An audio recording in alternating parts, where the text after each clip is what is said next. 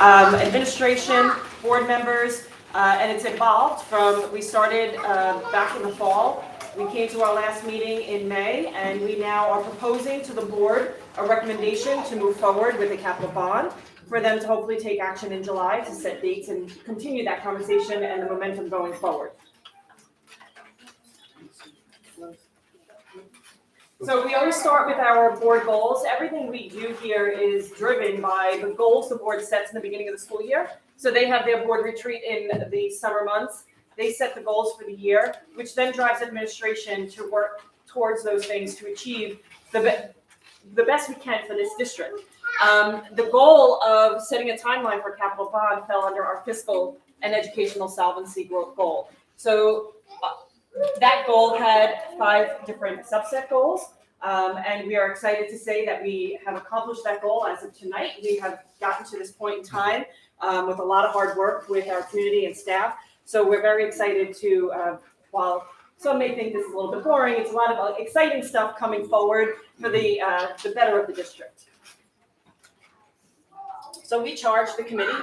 As I said, it did start out with our facilities committee, which then switched over to a bond committee comprised of a large group of people. We've had public relations involved in it. We also had our architects involved with it, trying to help guide us to what the state education department requirements are, what would be building aidable, what's not building aidable, how does a building aid work. They gave an educational session to the committee on how building aid as a whole works. So it was informative and very productive, as every time we met, we kind of threw around a bunch of different ideas. So we charged the committee to review and develop the preliminary list that the facilities committee came up with, which they came up with that off of our building condition survey, which was done 2 years ago. They were to develop a sound bond proposal that the entire community will support. They had to gain an understanding, why is a capital bond needed? Why do we need to go out to the community for a vote for so many large projects?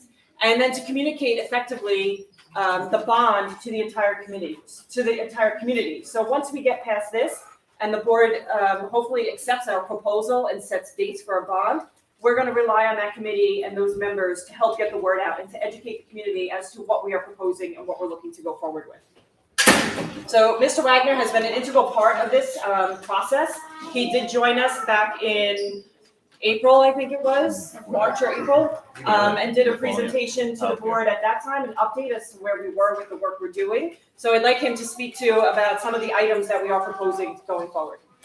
Thank you, everyone, for joining us tonight. So on the bond proposal items, Carrie touched on a few of them. As a committee, we began talking about how to build the bond.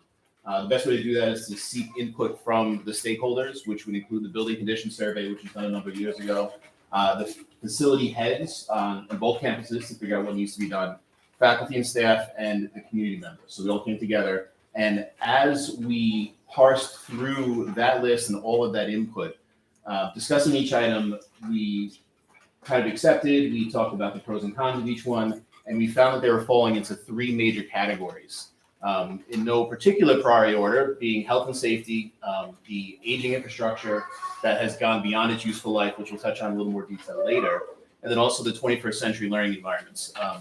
More of the fun stuff, more of the improvements, bringing our schools to a high level for our current and future children as well. You can see some of the items to touch on some of Georgia's boring parts, but still important: roof replacements, sidewalk replacements.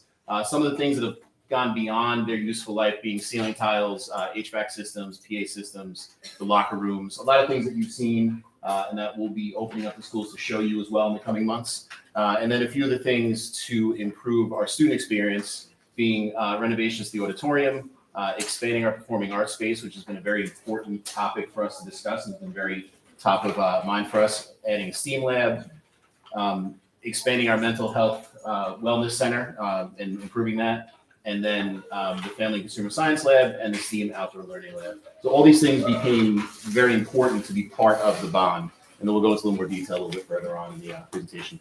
So we've had very lengthy conversations in some of these areas. The health and safety, aging infrastructure, as Mr. Wagner stated, they were very basic, common. We know these are things that we really need to get done to improve our facilities. but the 21st Century Learning Environment really drove our conversation as to what do we want to see moving forward? How do we build upon the experiences for our children within the district? Just drop that. Yeah. So, whenever you present these kinds of things, you want to think about your why. And our why is about all of these three areas here. If you are in your home and your roof is beyond repair, or you've got things that are major projects, you might consider taking out a second mortgage, or you might consider taking out a home equity loan to repair those kinds of things. Because you have to, because you can't have water falling into your kitchen. Health and safety is our highest priority here. Keeping kids safe, making sure we have healthy learning environments for our kids is a huge priority and the biggest part of our why. And then 21st century learning environments. Things have changed. I always say that education changed more in the 3 months in the start of the pandemic than it did in 100 years in our country. And that's true, because we pivoted. We pivoted to online learning. We learned how to use technology resources in ways that we hadn't thought about prior. And prior to the pandemic, we said, you know what, we want to go back. We want to go to the tried and true methods that we know work with kids, but we want to take that new learning and we want to put out a better product and quality of education than ever before. And so in order to do that, we need to be thinking about 21st century learning environments and making sure that these little ones in here get the best possible education they can. And when they graduate from here, 11 years from now, I think, that they are in a position to take on the world. So, why a capital fund? Well, Carrie and I, since we've been in here 4 years now, we started to look at our, this idea of fiscal and educational solvency, being able to afford the things that we put out there. And so we started to look at multiple ways to finance projects like this. Prior to us, we did have a repair reserve that would repair some things, but when you use a repair reserve, that's not eatable. So we said we need to think about that. We need to add a capital outlay. And what a capital outlay is a way to put into your budget projects that are capital projects, but they get a reimbursement. So we can get reimbursed at 78% from the state in the following year. Boy, isn't that a great cost-effective way to attack projects? And so we always added $100,000 projects in because we knew for 20 cents on the dollar we could get work done. And then we also added, and this community approved, a capital reserve that we will be funded at over $1 million. We will be over $1 million at the end of this year, so that can offset some of the work that we do. So multiple funding sources, multiple funding streams, and maximizing aid are the things that we try to do to make sure that in the future, everything we do is sustainable. But as I talked about before, if we're talking about boilers from 1979, we're talking about a 45-year-old boiler. I'm not sure what the life expectancy of the boiler at your home is, but if you think about that, it's about time to start replacing those things. And those aren't the small little boilers that we put in our home. Those are pretty substantial units and big price tags that we can't take out of our general fund and replace. The elementary boiler also is starting to come towards the end of its useful life. Some of the other things are original. A track around the high school that's 20 years old starts to crack. It starts to have problems. It was repaired, but you can't continue to utilize a track like that and expect your athletes to perform at their best. And just going back to the boilers, $30,000 to $50,000 in annual repairs to maintain boilers. That's where we're at now. That's how aged these boilers are. So we really need to consider that. These windows out here, what a beautiful space this is. And we never maximized this space. We actually, up until this year, we had things blocking those beautiful windows. You see out front, you see that beautiful weeping willow. The reason we had that was because it was faulty construction back in the day. 20 years ago, when those windows were put in, there was some problems with the flashing and they leaked. And so we had problems back there. We had to replace all that wood. But we felt like, hey, if we want kids to come in here and take pride in their library and enjoy this space, we need to rethink that. We need to consider making sure that they can see this beautiful space that exists and get that natural lighting for them. But that needs to be addressed. Those need to be fixed. The public address system, when we talk about health and safety, think about in the last 20 years the technological advances that have taken place and the things that we can now do with the technology and to be able to communicate from our classrooms and in our public address, and for people to be able to transfer that information and messages that we need to be able to communicate in an instant. All of those kinds of things. Ceiling tiles that were from 1979. Think about, in your own home, would you be satisfied with something that was 40 to 50 years old and was really perhaps not healthy for your family? That's the kind of things that we're talking about when we talk about infrastructure changes in our school. And that's our why. Our why is these kids in the front and the kind of education and the kind of environment we want to create. So this is a larger summary of the proposition that we are asking of the board. Again, boiler replacements, locker room renovations here in this building. The middle school locker rooms are original to the building from 1979.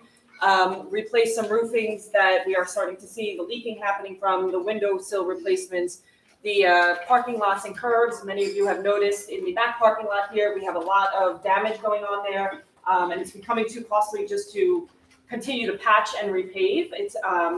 We're now at a point where we need a total rip and replace. All the sidewalks and curb, we're starting to see some unevening happening and settling, and starting to become a little bit of a tripping hazard. So all of these things are health and safety related that we're really looking into because we're starting to see more and more of it come about.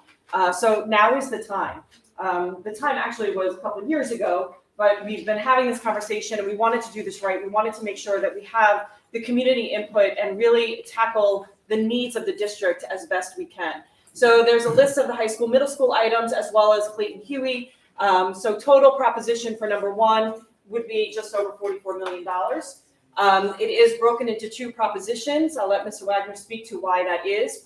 Proposition 2 is related to just the backfield, the sunken field in the back to turn that into a turf field, as well as redo the bleachers and press box that are out there to accommodate our population and hold grandstand events down at our fields instead of using the turf fields on the side of the building.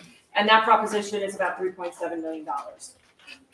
So one of the things that we got into after we had our list of items kind of for what the bond was going to be, we talked about, are we going to split it into 1 and 2 propositions? So we got to the point of saying, where are we at now and why 2 propositions?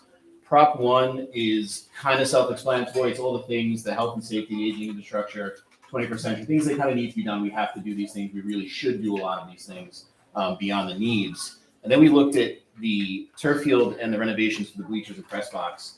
And we saw that as something that is not as pressing of an item as the list in Proposition 1, but it's something that would build a sense of community. It provides us a competitive advantage over ESM, West Hampton, who recently approved bonds as well to improve all of their athletic facilities and their schools in addition. So it gives us that kind of sense of community pride. We are very grateful to have the turf field from the town to use, but it becomes very difficult to schedule large events there. And it's also limited in the capacity. It's a big field, but the seating isn't as large as we'd like it to be. So we looked to pull that into a Proposition 2 to be something as a point of pride for the community to build upon there and give ourselves, as you mentioned, a competitive advantage to possibly help also attract more students to come here for high school from Eastern Ridges versus going out to ESM or West Hampton. So our timeline that we're proposing to the board is to adopt a resolution at our July 5th meeting. It's our reorg meeting as well as our first annual meeting of the year. To adopt that resolution to set the proposition as well as set the vote date. Our bond presentations to community would begin in September. We would probably actually start our meeting in August, which is late August. But then we really would be pushing into the community to the larger community groups, PTA meetings, the Booster Club meetings. We're looking to come to any civic associations that might be out there in order to get the information out and really educate our community. We would be doing open houses in the district so that anybody can come and tour the facilities to see what these items are that we're proposing. There will be mailings going out, a lot of emails and information up on our website. So we really will be pushing out the information as best we can to our entire community so everyone is fully aware of what we're doing and why we're doing it. And then our proposed bond vote date would be October 24th. Again, this is all subject to the board's approval, but this is the timeline that we have worked through as a committee, and we are excited to keep moving forward with this. A lot of work has gone into it, And a lot of work is needed within the district, so we are excited to keep this momentum going, and hopefully begin a lot of improvement in our facilities going forward. So that is all I have for education. Any questions? Yeah. I have a question about the track upgrade, and thank you, it was a very good presentation. Are you guys going to have you considered doing, like, is it just a renovation, are you upgrading it? It would be a replacement of the Okay. track. So as Dr. Massera said, it was repaired in 2016. It is now at a point of no longer being able to be repaired. It would be a replacement of it. So we're talking about, bringing students in possibly from these merges, and I know one of the bigger events that the track field has is the steeplechase, and I don't think that our track is designed for that. I don't know if that would be something that you guys can possibly consider. I don't know what the price difference is. So at this point, we're at the point of just the pre-planning stages. We're not at any, the blueprints have been provided. There hasn't been any, here's what the auditorium's gonna look like. Here's what the the Performing Arts Center would look like. We've had general conversations about it. But as we move on into those processes of actually doing that work, it would be a conversation with the board and with the committees in order to make sure we're really getting the best we can, the most that we need within the budget that we have. Thank you. Carrie, it's not stated explicitly here, but Proposition 2 passing would be dependent upon. Yes, passing. sorry, we can add that on there before we post this to the website. So the way this would be structured is Proposition 1, is a standalone. Proposition 2 can only pass if Proposition 1 passes. So you can come in and vote for one, not both. You can come in and vote for Prop 2, not Prop 1. However, if Prop 2 does receive more yes votes than Proposition 1, Proposition 2 will not occur. So Proposition 2 is contingent upon the first one being passed. That is correct. And we'll make a note on that slide to make that clear. Thank you. You mentioned in one of the slides about air conditioning, but then the other one, we talked about the Proposition 1. Doesn't mention that in any of the places. Where are we thinking? That would be in Proposition 1. Yeah, Proposition 2 is strictly just the turf field and the bleachers and such stuff. Everything else would be falling under Prop 1. Where are we thinking about putting the air conditioning? It would be in the middle school gym here. They have, as it's the center of the building, we built this building around that. There's poor ventilation in there. So we're looking to, all of our large group instructional spaces do have air conditioning. That's the one that does not. Anything else? Yeah, thank you. Thank you very much. And thank you to the bond committee. I know how much work you put in and the thoughtful conversations, and so we certainly appreciate that. It's nothing but Mr. Comfort with that.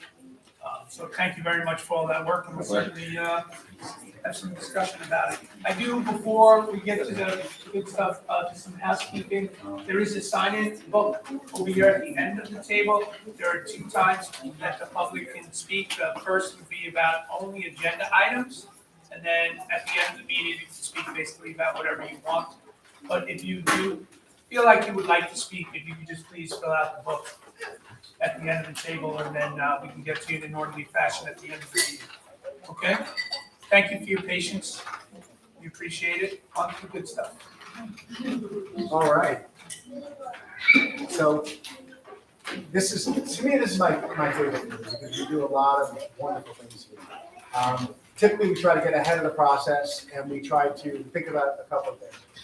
We try to get out there early in our hiring, and we try to recruit as early as possible. So as soon as our budget passes, we know we can get out there and hire some new teachers. So we have some new teachers in the gallery that we're going to be approving for hire. Exciting for the future of St. Richard's. But better than that, we recognize people in our district for various things. We recognize teachers who are awarded tenure. We recognize teachers and paraprofessionals that have done extraordinary work, and we celebrate their successes. So it's a really feel-good meeting, and so it is my favorite meeting of the year. So each year we do an annual Teacher of the Year and Paraprofessional of the Year. And it's a process that starts months ago, and we take some applications, we take recommendations, and then there's a committee that forms, and we sort through this, and we try to think about a couple of things. And I think the theme you'll have for today, when you take away the Teacher of the Year, Paraprofessional of the Year, as well as those people who were recommended for tenure is, these are people who place children first and foremost.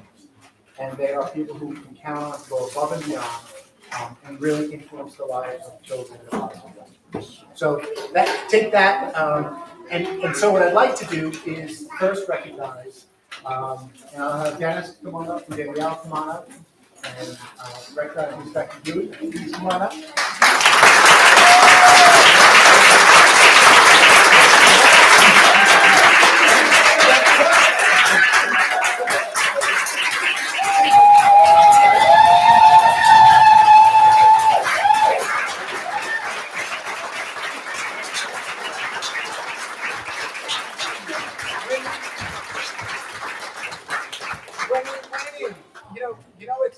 You walk into a classroom, and when we went in to recognize Ms. Dewey, you kind of walk in and, you see the face on this, and all of a sudden there's 8 adults walking into a classroom. What's going on, And then, there's the one birthday girl kind of showing up with tiara, right? But it's, you walk in and immediately you can get a feel for a classroom. And what we've seen in Ms. Dewey has been nothing short of marvelous in terms of the environment she creates. And clearly, when I walked in, I said, "Hey, kid, what do you think about your teacher?" And they were all, I'm like, thumbs up, and they were like, because there's genuine love from Miss Hughes to the children and from the children to Miss Hughes. And so I just want to congratulate you, Becky. You are the St. Mary's Teacher of the Year.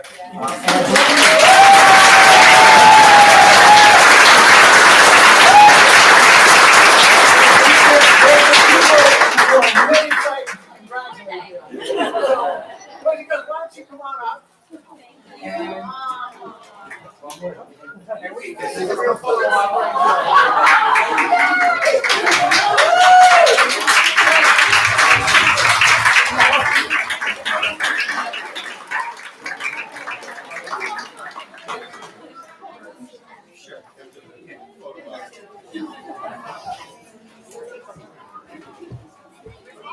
right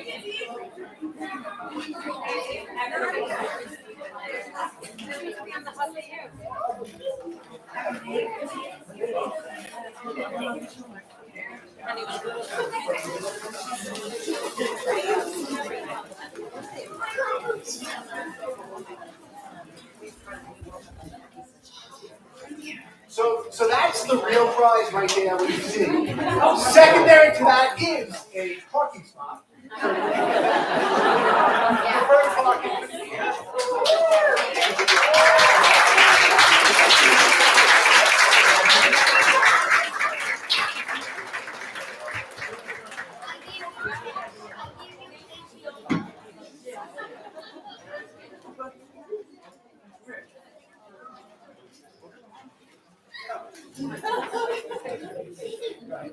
Yeah, real quick, we have a pretty unbelievable staff, I'm gonna grade that in elementary school, obviously, but throughout our entire district, it's really kind of unbelievable to see the passion that our teachers have. So when we have somebody in our building that has gone above and beyond and is able to be recognized for that, it's really special to us. So not only, I think Dr. Messera alluded to the impact that we're seeing on the kids, but obviously you're seeing, she's got colleagues here, parents here, families, this is way more far reaching. So this is something that Becky's found a way to touch families, to touch everybody. So her colleagues are very appreciative of her work.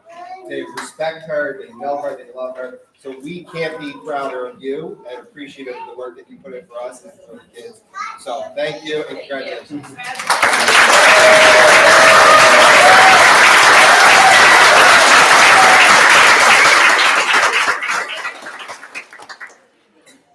We also recognize Paraprofessional of the Year every year.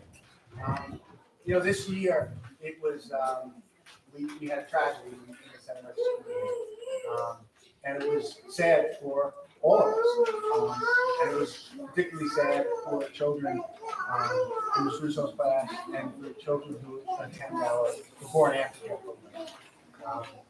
When we lost Amy Speedak, I think it was felt throughout our entire district. And So the clear unanimous choice, I'm sure everybody would agree, the impact that Amy has had over many, many years at Center Merchants has been extraordinary. So we are posthumously recognizing Amy Fiak as a paraprofessional of the year. I know there are members of the Fiak family here. If you guys could come forward, I think Mr. Fiak, you're here. Yes. And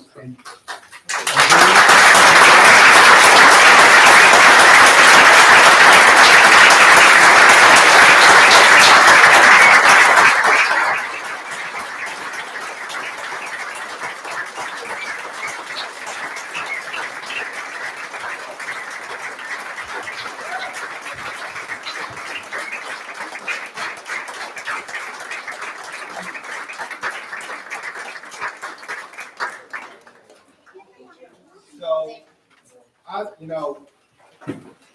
it's pretty horrible to have to kind of go through situations like this, but I've come, like, in all of the crazy situations that we've had, and things that we've gone through, and horrible circumstances that we've been through, we've kind of figured out that, like, we're not about, the grieving process is different in our building, right?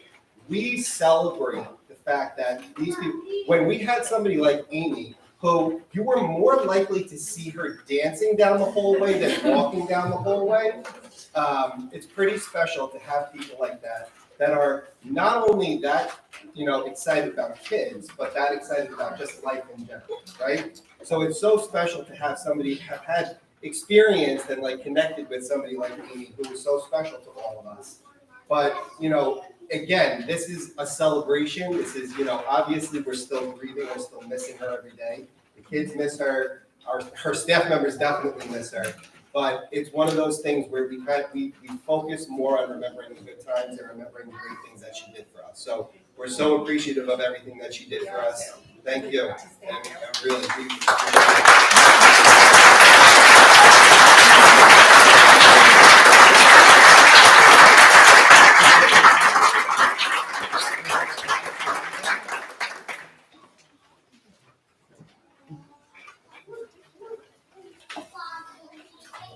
Congratulations. Wonderful recognition, and thank you for all the work you do. Thank you to Amy's family for coming tonight. Certainly proud of the work that she did as well. This is the first public question session. If you have any questions about the agenda only. Okay. More good stuff. more good stuff.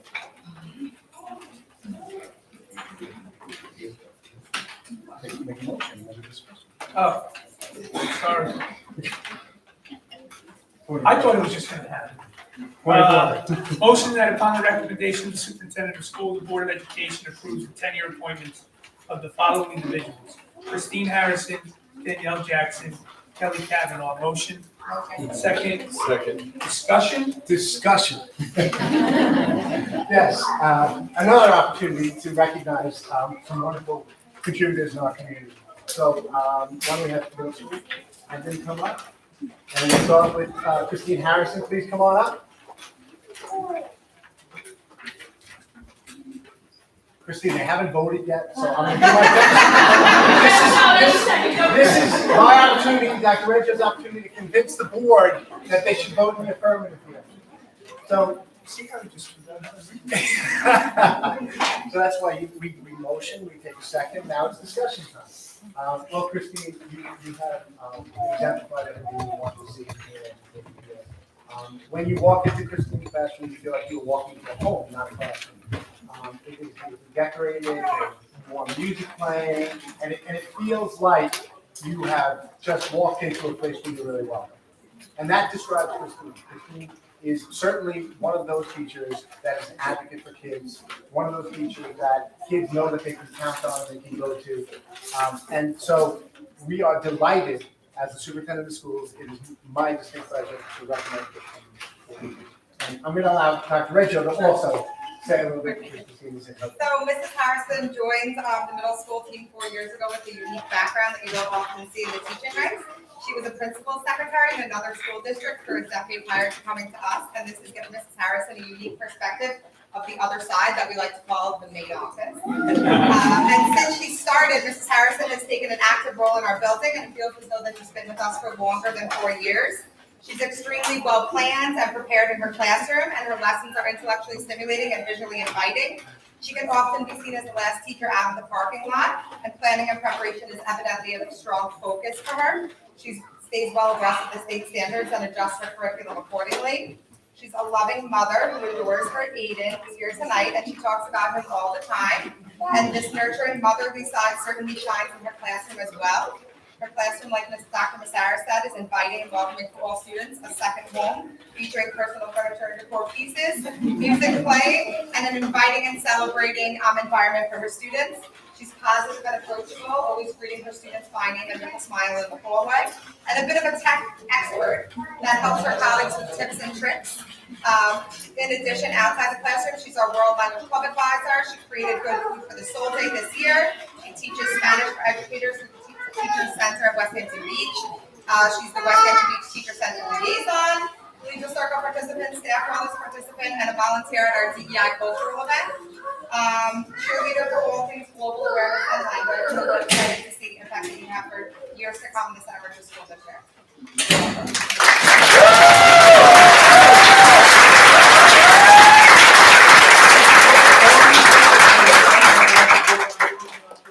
And we know you will do it for many years to come. It's a small note for our appreciation.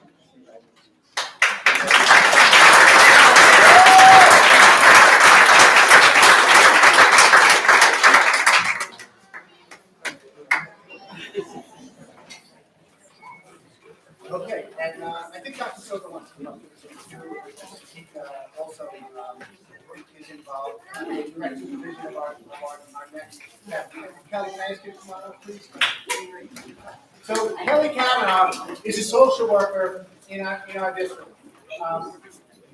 And I have to say, and actually Kelly and I have like sort of, when I came here, we actually come from the same town and not know some people, so it kind of like, when I got here, it was almost like coming home, getting to know Kelly, meet Kelly, and talk about some of those things. Because I hadn't even thought about some of the things we talked about when we first met.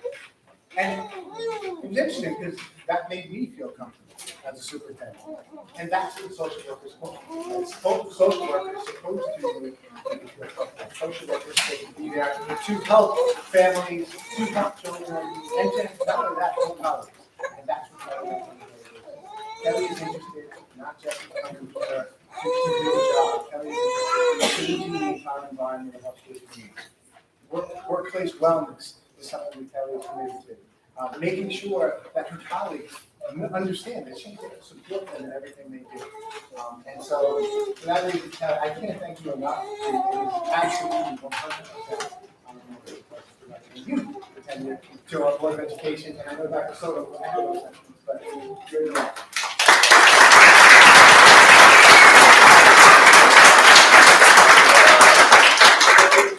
Good evening, everyone. So I got the distinct pleasure of knowing Ms. Kavanaugh for about 4 years. And she is exactly what Dr. Sarah mentioned. I think you will hear positive things about Ms. Kavanaugh from any individual that you speak to across the entire secondary complex, whether you speak to a student, a parent, or a teacher, or a staff. She is a dedicated individual, and there are two components that I just want to express myself from sort of a personal, almost selfishness. There are two things in my particular field. I'm in charge of special education as well as personnel, and Kelly is constantly reminding me of two things. One is that in my particular field, sometimes there are issues or concerns or situations that we have to address that are challenging. And Ms. Kavanaugh constantly brings a sense of humor to our conversation. So when things are very stressful, when things are tense, she'll say something that's appropriate, that's convenient, but it adds levity to our situation. So I thank you for that. The other piece that I wanted to personally thank you for, Kelly, is Ms. Kavanaugh realizes that I'm very time-oriented. Usually in my day, I have about 9 different meetings that plan out for 20, 30 minutes, and I know exactly what I want to accomplish. So one of the things she says almost at every meeting, when she knows that I'm at that 20, 30-minute time frame, she says, Okay, guys, the bottom line is this. And it stuck with me so much that I use that terminology. And I hate it, but I use it. So, Kelly, thank you for that. And thank you for always being that to our students, always pushing us to really look at a student from an individualized perspective and trying to present the best environment that we can for all students. I love you. I really appreciate your work. And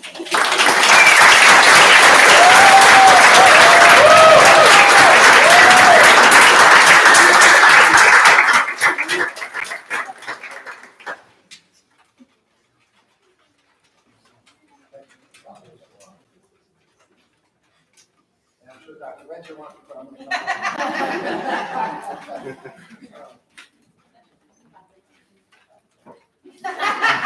You said you had to take shoes to fill. From our former social. And that's it, that is another testament, right? When you have like the social worker that went to the dark side of the administration, singing the praises of the new social worker, you know she's doing something right. So, and Courtney always has, some wonderful things. All right, thank you, Kelly, again.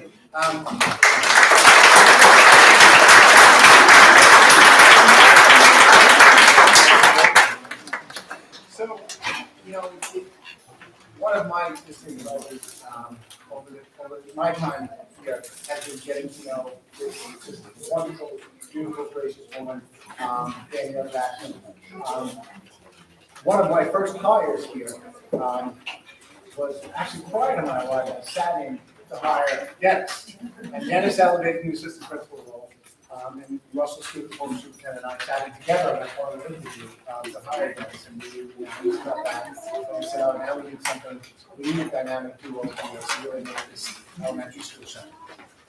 A lot of work to do, because Dennis had things that he wanted to accomplish. He saw some things in the building that were, I think, you know, what a great building it is, and a wonderful teaching staff we had, but some things that Dennis wanted to accomplish.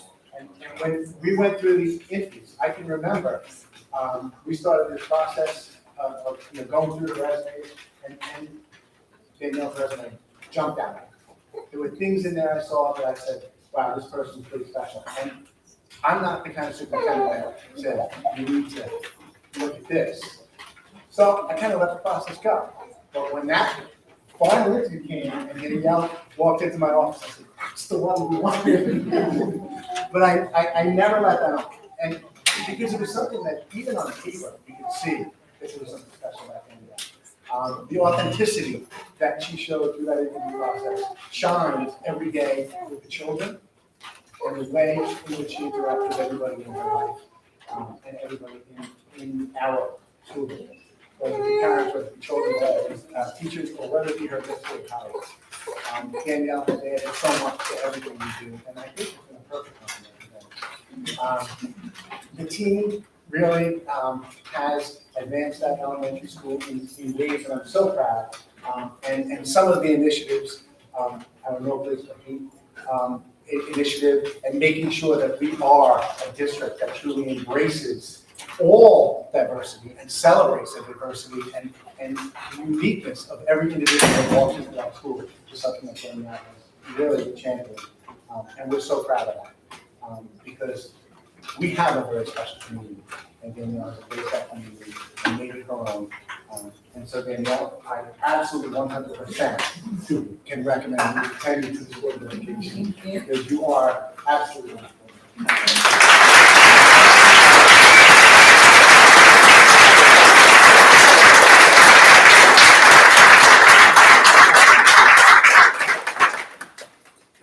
You're on. All right, so I want to welcome you all to the roast of Danielle Jackson.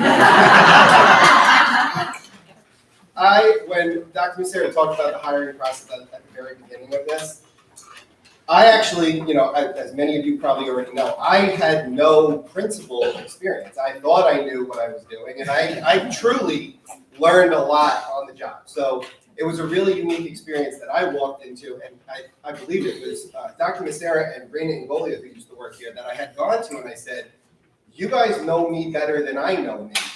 what do I not do well enough that I need that person? Who is that person? And they gave me some cockamamie answer and whatever, but it wasn't that helpful. But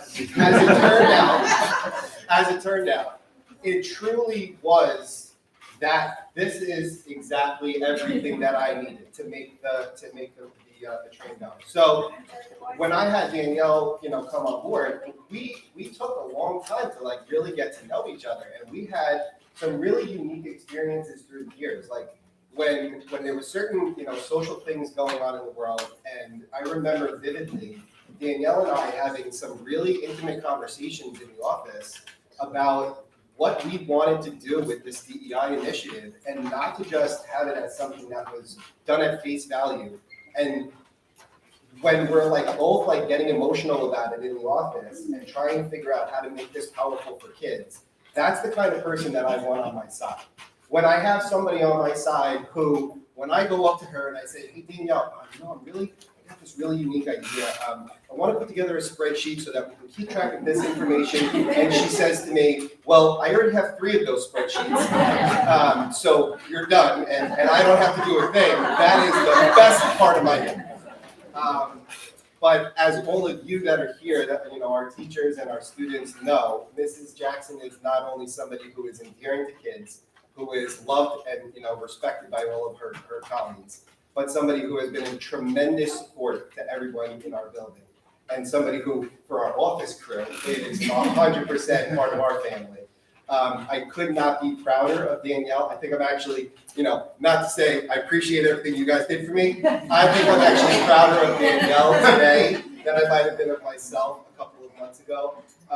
It really is something that I feel like she's grown so much working together, and I'm so thrilled to have her moving forward with our Clayton Dewey family, to know that we're going to have a dynamic partnership in the future. So congratulations.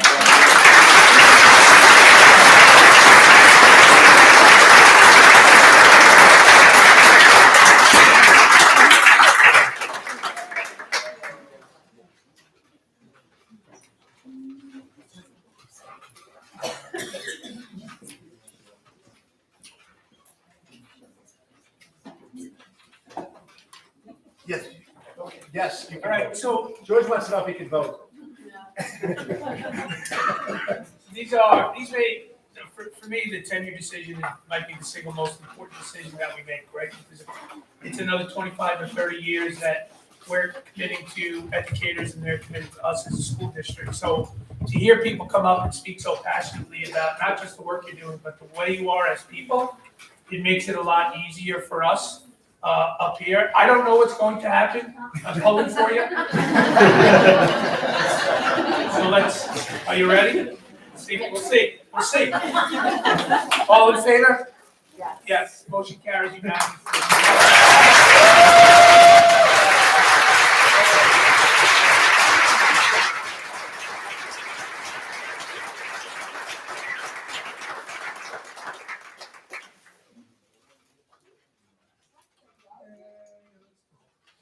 Okay. Well, we'll take a, yeah. So we're gonna, in the spirit of that, you want to start that? So we're gonna continue in the spirit of celebration, a little bit, but George may express some anger here. More than a little. We have a couple of board members who have decided not to continue in their service. But we certainly want to recognize them. It's interesting because I can remember that, you come on as a new superintendent and you're meeting some people, and both of these 2 board members were described the same way. And the comments I got were the sweetheart of sandwiches. And it's true for both of them, because they're just genuine people that, as a superintendent, it really is refreshing when you walk on and you know that the people sitting around that table, you can trust them, you can count on them, you can believe every word they say. You know that the decisions they are making are not coming from a place of self-interest, but they're coming from a place of the heart and what's good for our community and what's good for the students, the little ones inside. And so, it is with some sadness that we recognize Robin Rayburn and Danielle Bench. So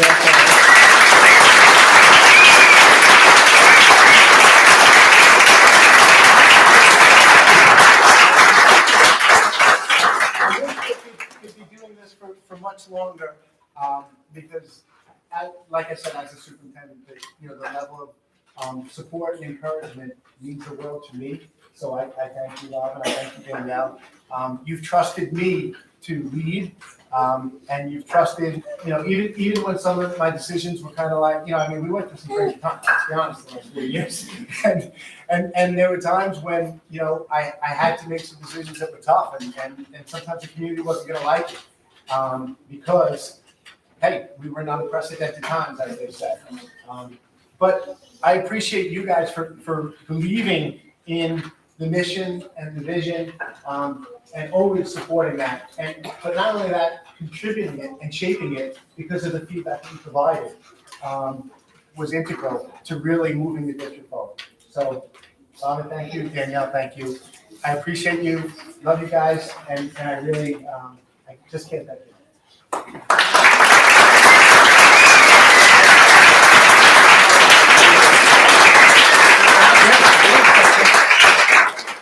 For Danielle. So I have a little bit different take. Slightly different. And I think I've been in denial up until today. I feel abandoned, I'm not gonna lie.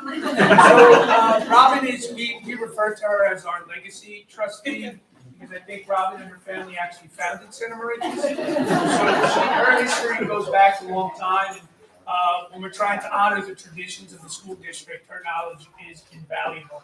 And as this is my 5th year, I think, on the Board of Education, and my 4th as president. And being such a new board member, to have her support and her as a sounding board, she's one of the very few people who has my phone number.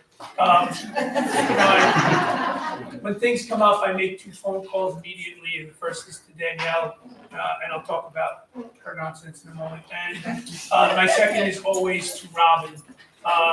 And as Dr. Massera said, they're very similar in the way that they think of things, in the way that they react to things, and the support that they have given me over the years has been invaluable. So, Robin Rayburn, thank you very much for that. Danielle and I kind of started our Board of Ed journey almost together. I ran with her the first year she was elected. I did not want to see what she did. We went to the firehouse together. We commiserated on the backfields. And, she's been an unbelievable resource and support for me. And I'm very angry with them, very angry. But I completely understand it, and we thank them for their service. And we're getting 2 new great people on the board as well, so I don't want to diminish that. But I'm certainly going to miss you. I am still going to call you, maybe. So thank you very much, Danielle. We appreciate your service as well.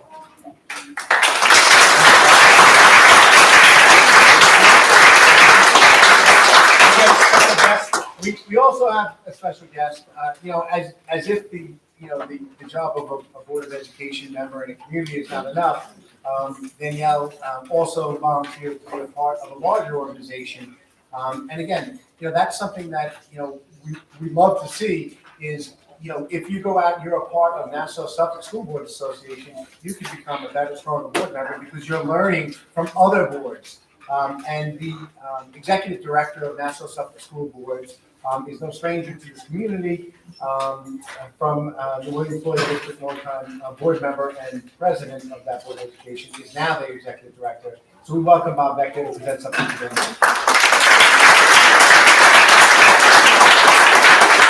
Thank you, everybody. I work in Belmore, travel all over the island, so when I had an appointment at Senator Rich's this evening, I was really excited because I'm only 5 minutes from home. And it's a really good thing.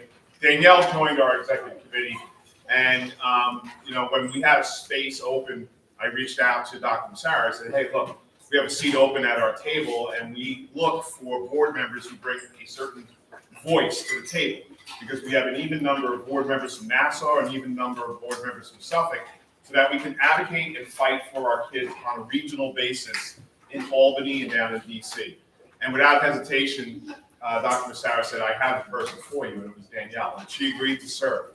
And I'm angry like you are, George, because she only served a brief period of time, she's already leaving. I don't know if it has something to do with something we said or did, but she was an absolute joy. And to sacrifice your time to serve your community as a board member, and as a recently recovered board member myself for 18 years, 15 as board president, just to the west over here at William Floyd, it's never dull in the big city. There's always something, there's always an issue, there's always a phone call. There's a lot of time taken away from family. And when you sacrifice for your community, and then you sacrifice for beyond your community, bring your community's voice to the region, it's so critically important. And it's something that we truly appreciate at the Nassau Suffolk School Board Association. And Senator Rich's voice was valuable at our table during our advocacy season this year. And we really appreciate sharing Danielle. So thank you so much, Danielle, for what you did.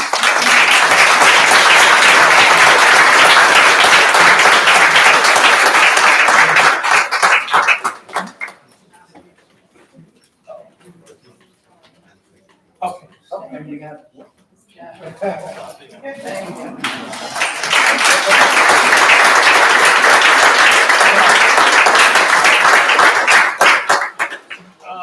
ahead.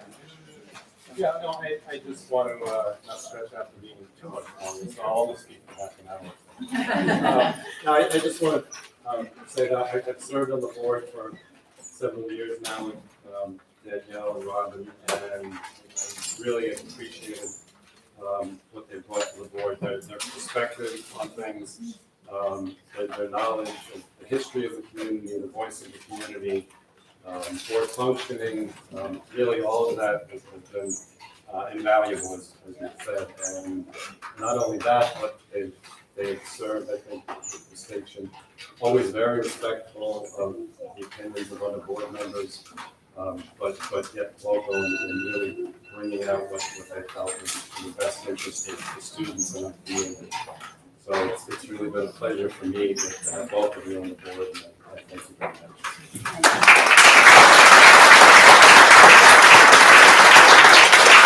That brings us to the end of the really good stuff, and now we have less good stuff. So, And it wasn't to intimidate you, Thomasina, or, I don't know if Dawn's here, but the new board members. Yeah. But we don't want to intimidate you for all that, next, Thomasine is one of our incoming board members, so great to see you here. So if you wanted to leave now, we completely understand. We thank you for your attention tonight, to our presentation, and everything else that we've done so far. Thank you.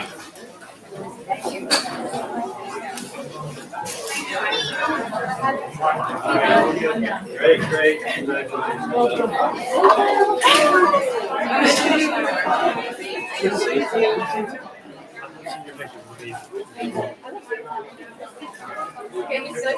And he's graduated this year. Thanks for this. I miss you. Great to see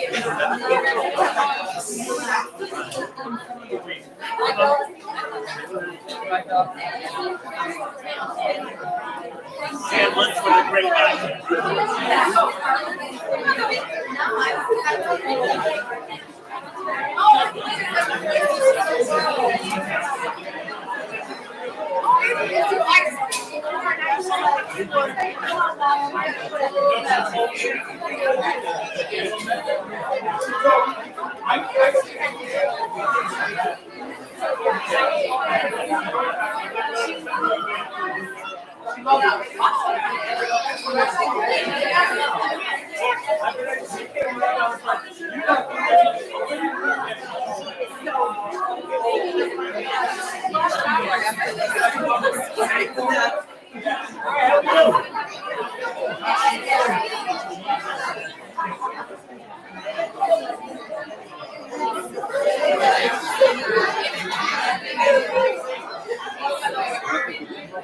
It died.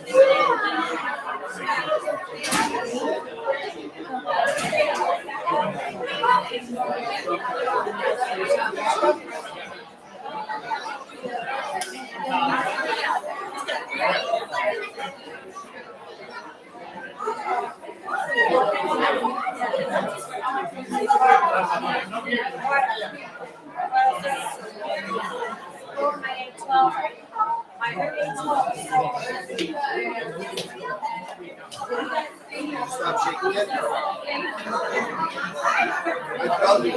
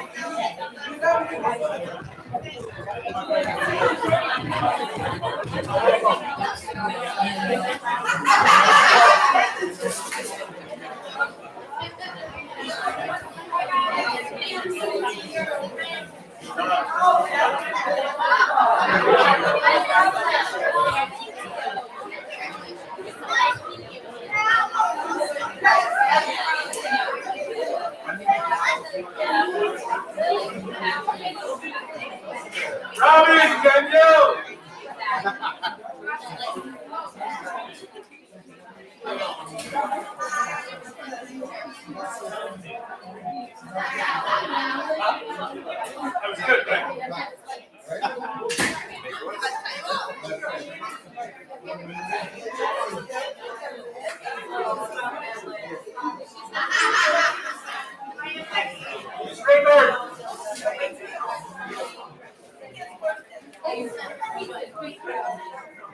What do you think about that?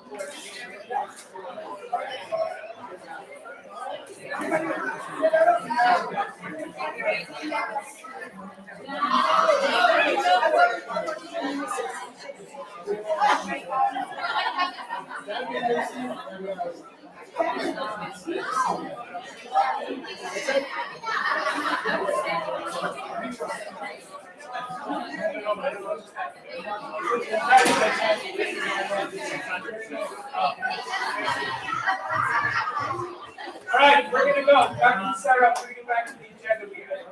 I feel like we might have some other items to keep to the audience.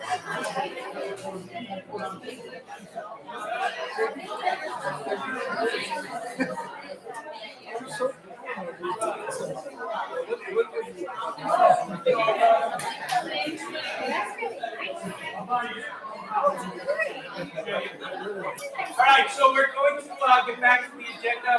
We do have some members still in the audience that might be anxiously awaiting the next section. So I'm told, so we'd like to get to that. That's okay, Daniel? All right. We gotta do the minutes first. Okay. Board of Education is asked to accept the minutes of the following meetings as prepared by the district clerk. Minutes of the meeting of the Board of Education on May 17, 2023. Motion, Motion. second, discussion. All in favor? Yes. Yes, motion carries unanimously. I'm going as fast as I can. Financial reports, be resolved that the Board of Education, upon the recommendation of the Superintendent of Schools, accepts the following financial reports. Internal claims audit report, May 2023, budget transfer 2 pages. Motion, Motion. second, Second. discussion. All in favor? Yes. Yes, motion carries unanimously.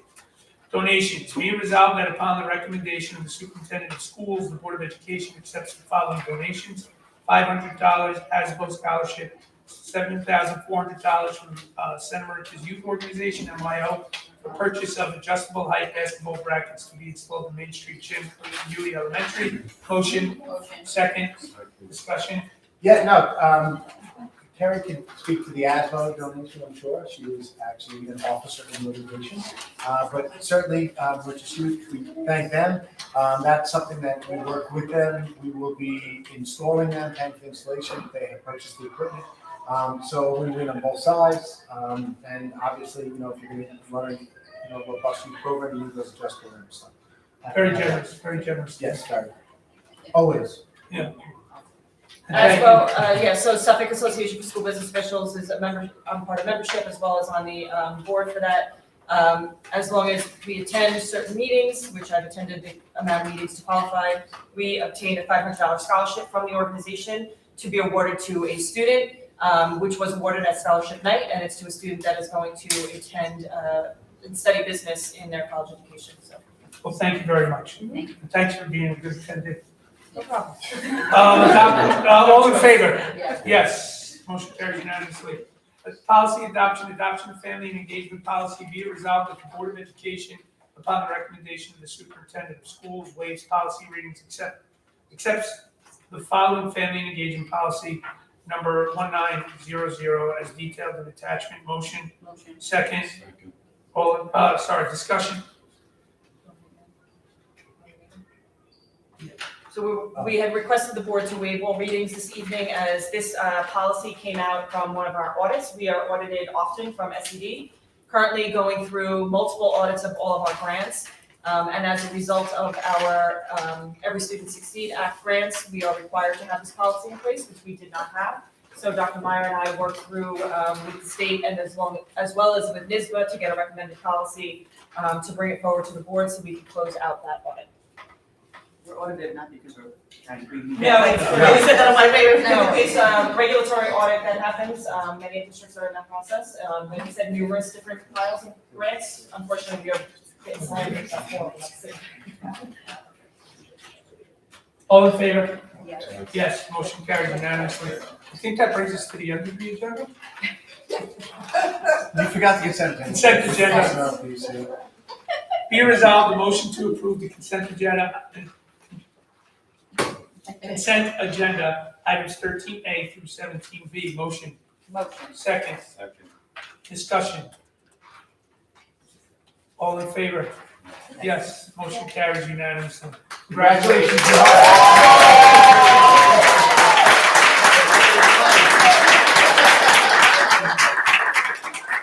We have two new hires? Two or three? Two that are sitting here?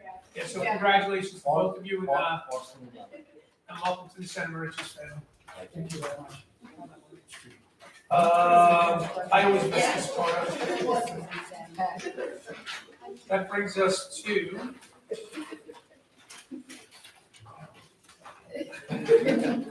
Yep.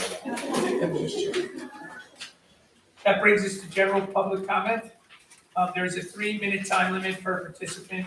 Members of the public who desire to address or question the board of any topic related to board work are welcome to do so at this time. Speakers are requested to limit their remarks to not more than 3 minutes. To appoint a spokesperson if the concern is a group concern, and to supplement verbal presentations with written reports if necessary or desired. Anyone? I have a quick question, I'm Krista. I just wanted to. Did you sign the book? Yes, I did. Okay, thank you. You're welcome. About the abolishment of some of the teachers' assistants. Is that the same problem in this town? No, it's not due to that. It's a restructuring of the way in which we're utilizing those positions. We created regular teaching positions And so we abolished the teaching assistant positions. Okay, so they're full-time positions, the regular teachers are taking over for the TAs, they're no longer needed at all. Those TAs. So based on the seniority list, there was some teaching assistants that were accessed. Okay. And we created full-time teaching positions and opened it up and went through a hiring process for that, correct, yes. Okay. Anyone else? Informational items, the next Board of Education meeting is Wednesday, July 5th, 2023. Executive session at 5 o'clock, action meeting approximately 5:30 p.m. That was going to be the board meeting, it would be a regular meeting and a reorganization meeting of the board. I motion to go to executive. I always mess this up. Personnel. And you can see how Janine highlights for me, and I still don't know what to do. Motion to enter executive session, the purpose of which is to talk about personnel, the public discussion of which would be an unwarranted invasion of personal privacy. Very good. Yeah. 4 years, 4 years, guys, 4 years. Second, all in favor? Yes. Yes. Motion carries unanimously. When we come out, we are not going to take any action. We're gonna go home. Okay. So thank you very much for coming tonight. Appreciate it. Yes.